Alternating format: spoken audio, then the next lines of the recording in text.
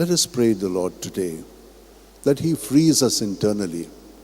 And every time we confess our sin, it's not just I said so many times, bad words, I did so many things, lies. No.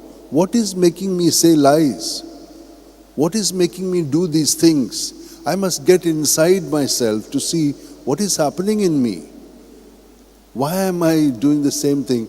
We are all formatted inside. And that's what the evil one has done.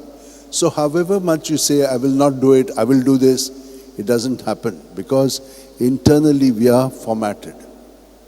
And that's where we need to ask God to set us free from the effects of sin, which is, making us get into a complete different format.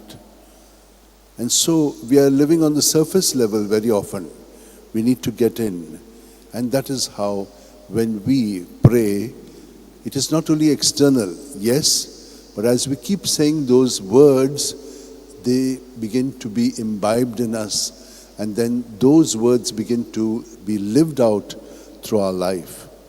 And that's what we need to do, my dear sisters, so that we become salt and light in Jesus.